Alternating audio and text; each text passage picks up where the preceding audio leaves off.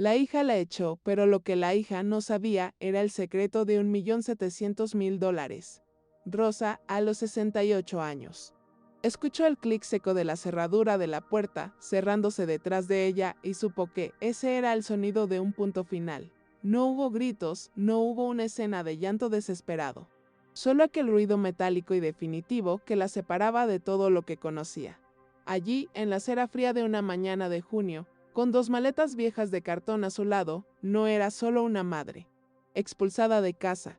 Era una mujer con un secreto monumental guardado en el pecho. Una cenamengue que hacía que toda aquella situación fuera a la vez más trágica y absurdamente irónica. El viento helado la golpeó de lleno. Un soplo cortante que parecía burlarse de su abrigo fino. Cada fibra de su cuerpo, ya dolorida por el reumatismo que inflamaba sus manos, se contrajo no solo por el frío, sino por la brutalidad de lo que acababa de suceder. Había sido menos de una hora antes en la cocina que ella misma mantenía impecable. Jorge, su yerno, la acorraló con la mirada, la taza de café que ella le había servido aún humeando sobre la mesa. Las palabras de él, frías y calculadas, todavía resonaban en su mente. La situación está complicada, dijo, la voz desprovista de cualquier calor. Ya no da para mantenerte aquí. Rosa, mantener. La palabra la golpeó con la fuerza de un puñetazo en el estómago, como si fuera un objeto, un lujo que se había vuelto demasiado caro. Se acordó de todas las noches en que cuidó a Clara enferma, de todos los fines de semana que pasó limpiando casas de extraños para que su hija pudiera tener un vestido nuevo. Y ahora, era una carga ser mantenida, la humillación era un sabor amargo y familiar en su garganta. Clara, su única hija, la razón de una vida entera de manos gastadas y espaldas encorvadas. Permaneció con la cabeza agacha, una cómplice silenciosa en la ejecución. Solo al final, cuando el silencio de Rosa se volvió insoportable, alzó la voz. Un susurro débil y cobarde que fue la puñalada final. Mamá, es que no tenemos elección.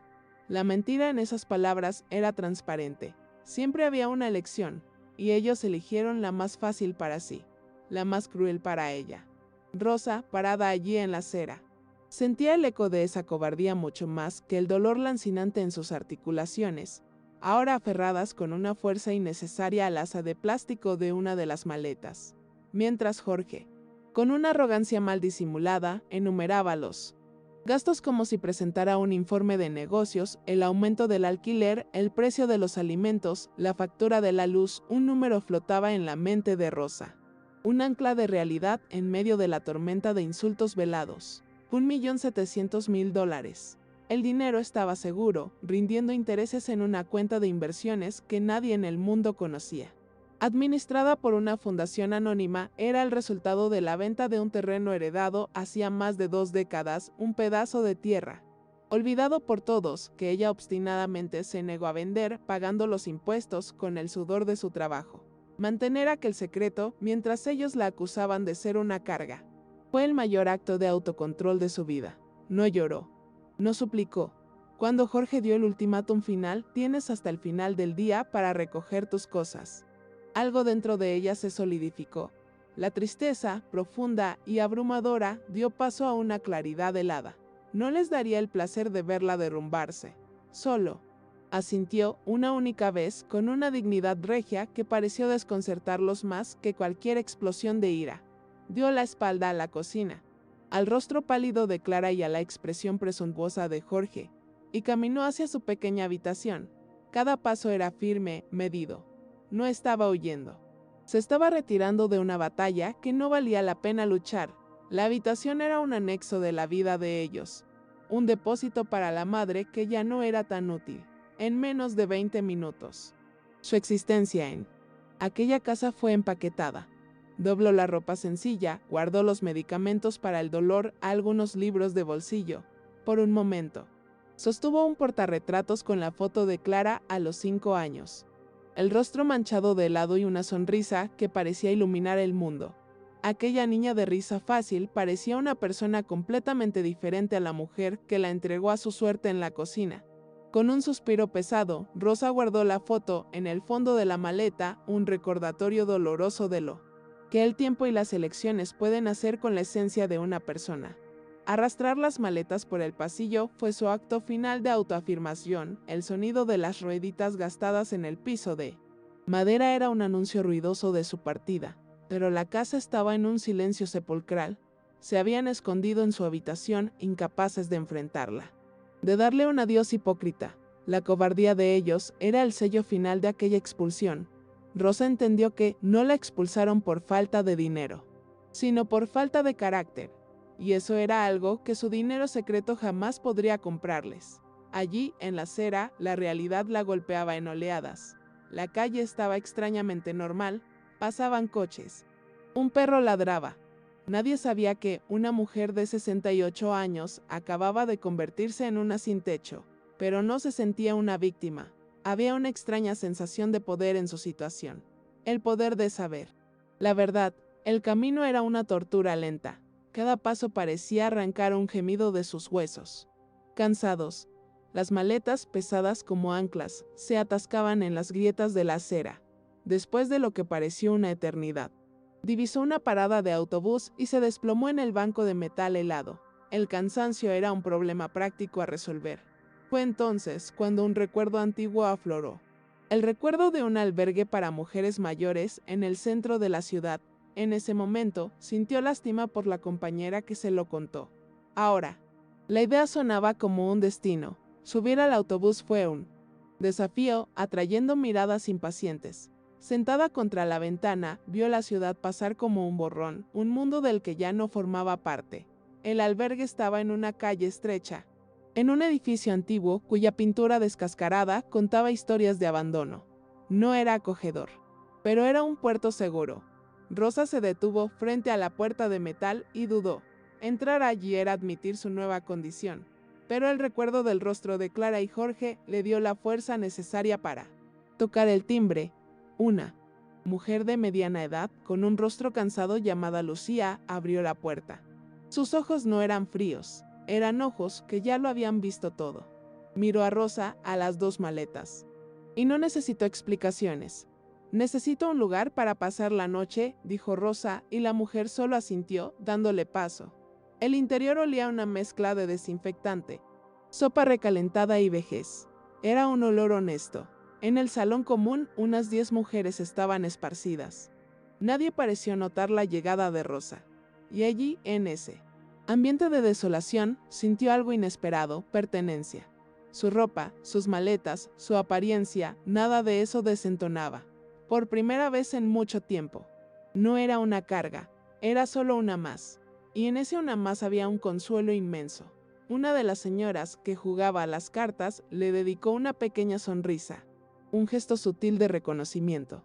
En esa sonrisa, Rosa recibió más calor humano que en todo el último año con su hija. Lucía la guió hasta un dormitorio grande con 8 camas de metal en. Pilar puede quedarse con aquella en la esquina, dijo.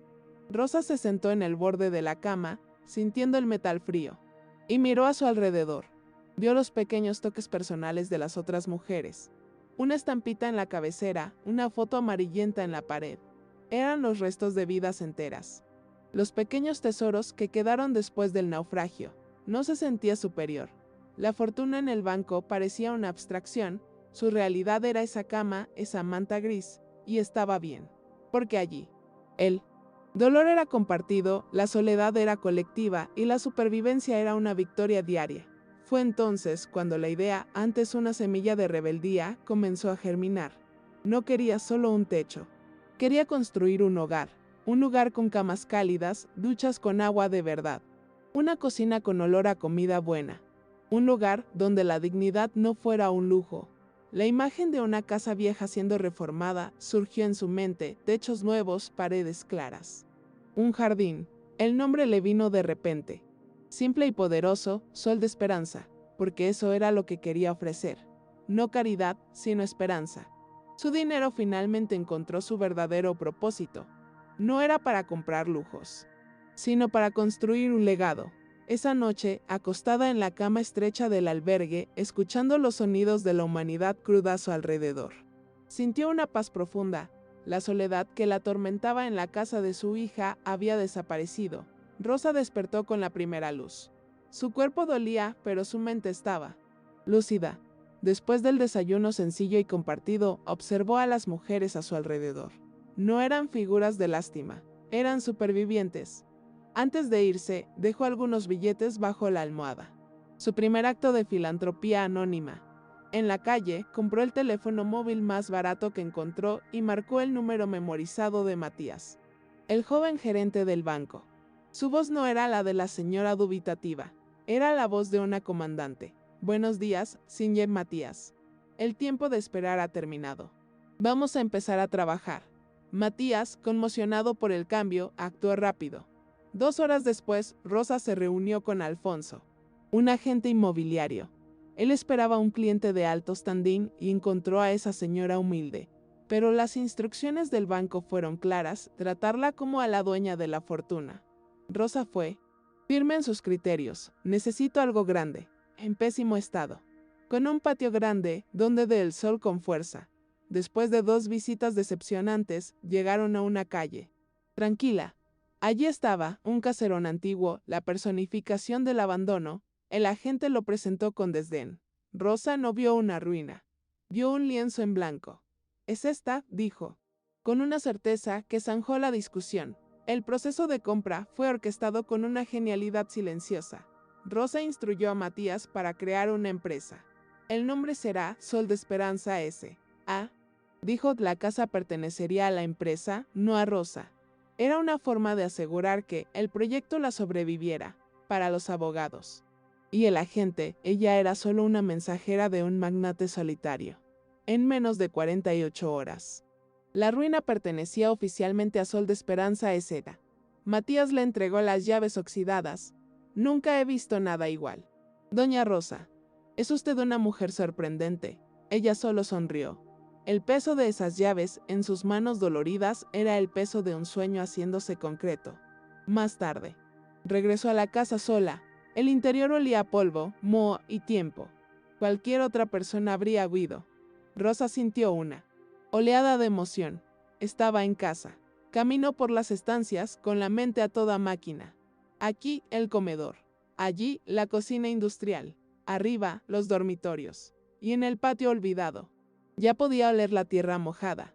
Alquiló una modesta habitación en una pensión cercana para supervisar la reforma. Esa noche sintió un impulso. Escribió una nota. La metió en un sobre con una cantidad considerable de dinero y la dejó discretamente en el mostrador de urgencias de un hospital público. La nota contenía solo 5 palabras. La frase que se convertiría en su firma silenciosa, para que nadie se quede atrás. El primer paso de la reconstrucción fue encontrar las manos adecuadas. Rosa instruyó a Matías para que contratara a un contratista local honesto. Encontraron a Miguel, un hombre de manos callosas y mirada directa. En el encuentro, Miguel esperaba a un inversor y encontró a Rosa, sentada en un cajón. Ella lo guió por la propiedad, no hablando en términos técnicos, sino en sentimientos. Las paredes deben estar pintadas con colores que recuerden el sol. Nadie aquí debe tener miedo de tomar un baño caliente. Miguel quedó fascinado con su clara visión. Preparó un presupuesto honesto, que fue aprobado y pagado por adelantado esa misma tarde. La obra comenzó llenando la calle con el sonido de la vida, y en el centro de todo estaba Rosa, todos los días. Llegaba con café y pan para los trabajadores, se sentaba en su cajón y observaba.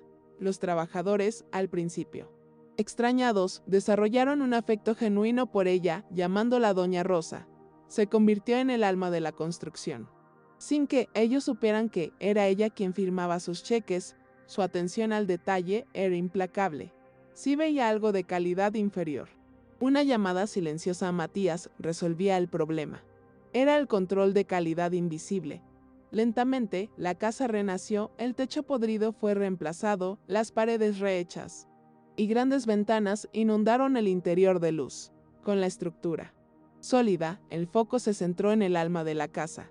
La cocina se equipó con fogones industriales, los baños con suelos antideslizantes y barras de apoyo. En el patio, la maleza dio paso a un huerto, con tomates, lechugas y hierbas. En el tejado, paneles solares aseguraban la autosuficiencia. No podemos depender de nadie, había dicho. La casa, pintada en tonos de amarillo y blanco, irradiaba paz. Mientras el mundo de Rosa se reconstruía, el de Clara se desmoronaba. El alivio inicial de la expulsión se evaporó. El alquiler, efectivamente, subió y Jorge, egoísta, culpaba a Clara de todo. La base de su matrimonio, construida sobre la conveniencia, se resquebrajó. Clara era atormentada por la ausencia de su madre, pero apartaba la culpa con la mentira de que estaría bien. La tensión y las deudas crecían. El golpe final llegó cuando Jorge fue despedido. El castillo de naipes que habían construido, cuya primera carta retirada fue Rosa, se estaba derrumbando finalmente. En su habitación, Rosa se dormía con el sonido de la construcción, enfocada en su sueño, sin saber que el universo, con su ironía, estaba equilibrando la balanza. La casa estaba lista, pero necesitaba un propósito vibrante. Rosa decidió abrir un comedor en el gran salón. Lo llamó la mesa de Rosa, su único toque personal. Una invitación. El letrero de madera en la entrada decía: aquí todos tienen un lugar. Las puertas simplemente se abrieron un lunes, el olor a sopa y pan casero se extendió por la calle. Los primeros en entrar fueron curiosos y necesitados, que encontraron solo sonrisas y un plato caliente. Rosa trabajaba en la cocina, con delantal, como una voluntaria más, asegurando la dignidad en cada plato servido. Mientras la mesa de Rosa florecía, la vida de Clara se desintegraba. Jorge la abandonó, llevándose el poco dinero que quedaba. Sola, con un hijo enfermo y una orden de desahucio, estaba en el fondo del pozo, tragándose el orgullo. Acabó en un albergue público, un lugar brutal que le enseñó la humildad de la forma más dura. Su desesperación era por su hijo, pálido y apático.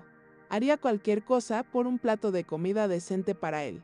Y fue en una tarde fría, deambulando sin rumbo, que un olor celestial a pan y sopa la alcanzó. Guiándola como un faro, el aroma la llevó a un edificio blanco e impecable. Leyó el letrero, la mesa de Rosa. Aquí todos tienen un lugar. El nombre Rosa le dio un escalofrío. Pero el hambre de su hijo era más fuerte. Entró. El lugar era cálido, iluminado, pacífico. El shock fue inmenso. Una voluntaria la halló a una mesa. Por primera vez en meses, Clara sintió que podía respirar. Miró hacia la zona de servicio, donde una mujer mayor, de espaldas, se movía con calma. Distraída, no prestó atención. Al otro lado, el mundo de Rosa se detuvo. Al darse la vuelta, vio a Clara y a su nieto, delgados, abatidos. La visión fue un puñetazo en el estómago. El dolor de la expulsión regresó, pero fue subyugado por una oleada de compasión abrumadora. Su lema, para que nadie se quede atrás, enfrentaba su prueba suprema. Respiró hondo, compuso su rostro y llenó un cuenco con la sopa de lentejas que servía, la misma que hacía para Clara en su infancia. Caminó hasta la mesa. Clara solo levantó la vista cuando el cuenco fue puesto delante de ella. El olor familiar abrió una puerta en su memoria. Y entonces miró hacia arriba. Sus ojos se encontraron con los de su madre. El shock fue absoluto. La realidad la golpeó como una pared de hormigón. Todas las mentiras que se había contado a sí misma se deshicieron en polvo. Su cuerpo comenzó a temblar en sollozos silenciosos y devastadores. Se derrumbó sobre la mesa, llorando la vergüenza, el arrepentimiento, el dolor. Rosa solo observó, con el corazón roto. Puso la mano en el hombro de su nieto y, en un murmullo que solo Clara oyó, dijo las únicas palabras que importaban, en español, la lengua de sus padres: hace frío, quédate. Clara se quedó. Esa noche, Rosa preparó una habitación para ella y su nieto en el piso de arriba. Para Clara, viniendo de un colchón sucio, la sencilla habitación parecía un palacio. Los primeros días fueron de silencio. Clara apenas salía, consumida por la vergüenza. La ausencia de reproches de Rosa era el peor castigo, pues la dejaba sola con su culpa. Desesperada por hacer algo, Clara empezó a lavar platos en el comedor. Una penitencia autoimpuesta. Y mientras trabajaba, observaba. Veía a su madre no como la víctima que expulsó, sino como el pilar que lo sostenía todo. Se dio cuenta de que nunca, en toda su vida, había conocido realmente a esa mujer. La reconciliación comenzó con un gesto. Una tarde, Rosa tomó una fregona y se puso a trabajar al lado de Clara, en silencio. El verdadero deshielo llegó en la cocina. Necesito ayuda para cortar las zanahorias, dijo Rosa. El sonido rítmico de los cuchillos en la tabla fue el primer puente sobre el abismo. Rosa entonces oficializó la estancia, tú y el niño pueden quedarse. No, porque seas mi hija. Es porque nadie debería dormir en la calle. Eso fue liberador para Clara. Finalmente, reunió el valor para preguntar, mamá, el dinero, ¿por qué nunca dijiste nada? Rosa miró al jardín y respondió porque necesitaba saber. Clara necesitaba saber quién se quedaría a mi lado si no tuviera nada que ofrecer. Salvó mi compañía. Esa confesión transformó a Clara. Su trabajo en la fundación dejó de ser penitencia y se convirtió en su misión. Empezó a organizar las finanzas, a crear clases de alfabetización, a buscar donaciones. Encontró su propósito. 2 años después, la salud de Rosa flaqueó. Le entregó a Clara una caja con cartas y fotos, incluyendo una póstuma. En ella, Rosa explicaba que el amor no siempre grita, a veces construye en silencio. Poco después, Rosa transfirió el control total de la fundación a Clara. Esto nunca fue mío, de verdad. Ahora es tu turno de tomar el relevo. Rosa murió una mañana de primavera, en paz, en su propia habitación, en la casa que construyó. Su funeral fue una celebración vibrante, con cientos de personas a las que había tocado. Clara, al hablar, no mencionó su traición, sino el legado de su madre. Mi madre creía que el amor no se mide por lo que se recibe, sino por lo que se construye para dar. La historia de Rosa continuó, viviendo en las paredes de Sol de Esperanza y en Clara, que expandió la fundación. Años más tarde, mandó grabar una nueva línea en el letrero de madera de la entrada. Una frase que lo resumía todo: las puertas que se abren son más fuertes que las que se cierran.